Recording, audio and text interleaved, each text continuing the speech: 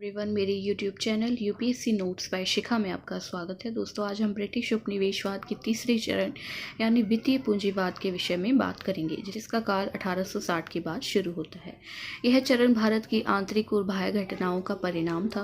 भारत की आंतरिक घटनाओं के तहत प्रथम था 1857 की क्रांति, जिससे यह स्पष्ट हो गया कि ब्रिटिश शासन के विरुद्ध आम जनता में नाराजगी और असंतोष की भावना पूरी तरह व्याप्त थी, जिसने अंग्रेजों को सतर्क कर दिया। परिणाम स्वरूप उपनिवेशवादी नीति में परिवर्तन आवश्यक हो गया। बाह्य घटनाओं में 19वीं शताब्दी के उत्तरार्ध में इंग्लैंड जो अभी तक संसार का कारखाना था, इसके अलावा यूरोप के अन्य देश जैसे फ्रांस, जर्मनी, अमेरिका तथा जापान भी औद्योगिक क्रांति के दौर से गुजर चुके थे और इन देशों ने भी एशिया और अफ्रीका के देशों में अपने उत्पादन के लिए मंडियों की तलाश यानी बाजारों को खोजना शुरू कर दिया और कच्चे माल की खोज आरंभ कर दी। 1860 के बाद मंडियों और कच्चे माल की तलाश के लिए अंतर्राष्ट्रीय स्तर पर तीव्र संघर्ष छिड़ गया, क्योंकि इन दो तत्वों के अभाव में सारा औद्योगिक ढांचा ढह सकता था। इसके अलावा व्यापार और उद्योग के विकास के लिए औपनिवेशिक बाजारों के शोषण से इंग्लैंड में असीमित मात्रा में पूंजी जमा हो गई थी। ये पूंजी का संचय कुछ बैंकों, उद्योगपतियों तथा उत्पादक संघों तक ही सीमित था और वहां के मजदूर वर्ग तथा आम जनता की आर्थिक स्थिति अभी भी दयनीय थी। इंग्लैंड में मजदूर वर्ग ने संगठित होना शुरू कर दिया था और पूंजीपतियों का विचार था कि गृह उद्योगों में पूंजी का विनियोजन मजदूरों की सौदेबाजी की शक्ति को बढ़ा सकता था, जिससे उनके मुनाफे पर असर पड़ सकता था।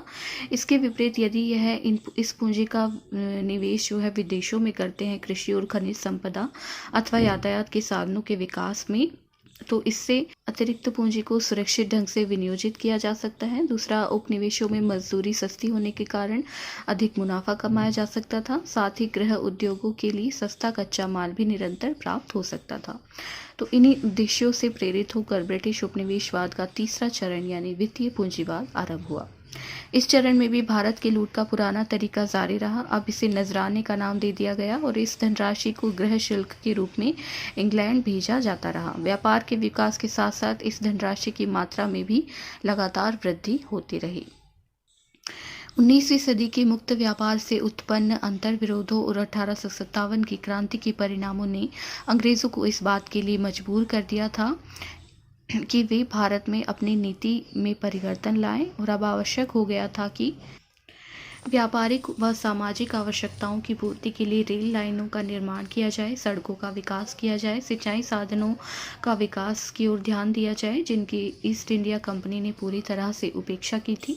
विद्युत टेलीग्राफ प्रणाली का विकास किया जाए और देश भर में एक जैसी डाक व्यवस्था कायम की जाए तथा यूरोपीय ढंग से बैंकों की व्यवस्था आरंभ की जाए। इन उद्देश्यों ने एक नए दौर की नींव रखी और वह था भारत में ब्रिटिश पूंजी का निवेश, यानी जो पूंजी भारत की लूट से इंग्लैंड में संचित की गई, अब उसी को भारत पर कर्ज के रूप में पेश किया गया और इन साधनों का विकास किया गया, जिस कर्ज पर भारत को ब्याज, लाभांश और नजराना देना पड़ता था।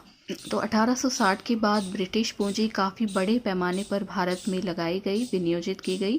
तो भारत में पूंजी लगाने के मुख्य क्षेत्र थे सरकार को ऋण, रेल निर्माण, सिंचाई परियोजनाएं, चाय कॉफ़ी के बागान, रबड़ के बागान, कोयला खाने, जूट मिलें, जहाजरानी उद्योग, ट्रामवे व बैंकिंग और बीमा प्रणाली आदि। ब्रिटिश निवेशकों ने उन उद्योगों में निवेश जैसे सूती, वस्त्र, इस्पात इत्यादि में निवेश नहीं किया जो आगे चलकर ब्रिटिश कंपनियों से ही प्रतिस्पर्धा कर सकती थी। भारत में ब्रिटिश पूंजी निवेश का मुख्य केंद्र सार्वजनिक ऋण था।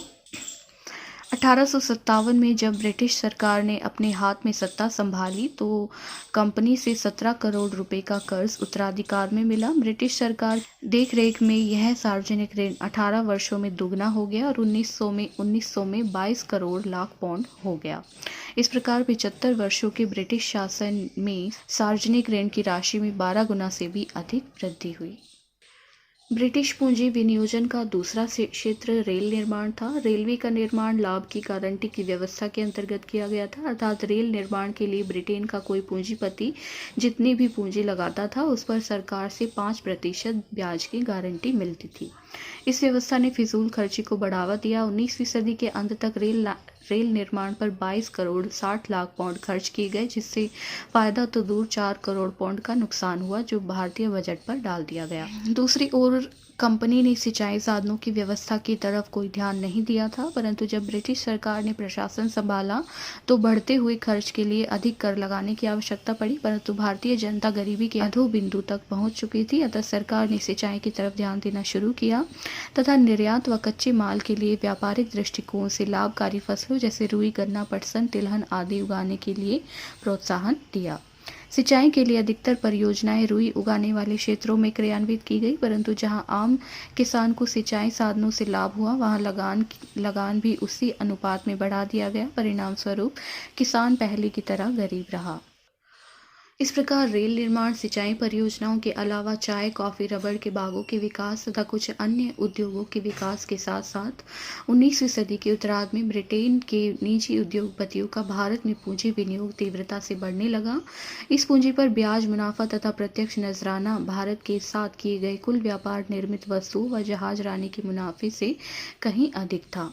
इस प्रकार वित्तीय पूंजी द्वारा भारत का शोषण 20वीं सदी की प्रमुख विशेषता थी। ब्रिटिश उपनिवेशवाद के अंतिम वर्षों में विदेशी कंपनियों ने भारत में अपनी उप कंपनियां खोली और भारत में इन्हें अपने नाम के साथ इंडिया लिमिटेड लगाकर पंजीकृत भी कराया।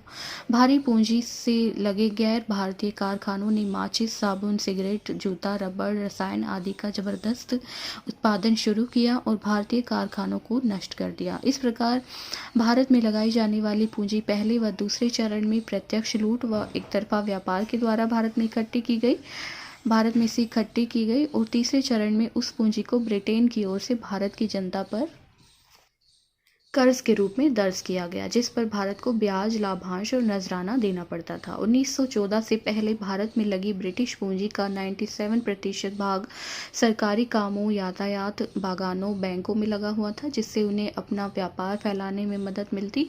इस चरण में भारत से निर्यात होने वाली पूंजी भारत में लगाई जाने वाली पूंजी से कहीं अधिक थी। इसमें लगान का 1/3 हिस्सा भारत में रहने वाले अंग्रेजों पर खर्च होता था व 40 से 50% हिस्सा जो था वो सेना पर खर्च होता था। राजनीतिक तथा प्रशासनिक क्षेत्र में ब्रिटिश पूंजी के विनियोजन का अर्थ था साम्राज्यवादी नियंत्रण को और अधिक सुदृढ़ करना। वित्तीय पूंजीवाद ने भारत की अर्थव्यवस्था को पहले से भी अधिक खोखला बना दिया, जिससे पूंजी निर्माण व निवेश की प्रक्रिया कमजोर होती गई। स्वदेशी उद्योगों व कृषि विकास को इस वित्तीय पूंजीवाद ने पनपने नहीं दिया। आधुनिक समाज, सांस्कृतिक व राजनीतिक विचारों को हतोत्साहित किया गया, क्योंकि इससे उपनिवेशवाद विरोधी विचारों के पनपने का खतरा था। भारतीय हितों और ब्रिटिश उपनिवेशवाद की टक्कर ने एक शक्तिशाली राष्ट्रीय आंदोलन को जन्म दिया, जो कि इस चरण में उभरे भारतीय पूंजीपति वर्ग द्वारा आरंभ किया गया। दोस्तों, अगर आपको हमारी वीडियो पसंद आई तो हमारे चैनल को सब्सक्राइब करें और बेल आइकन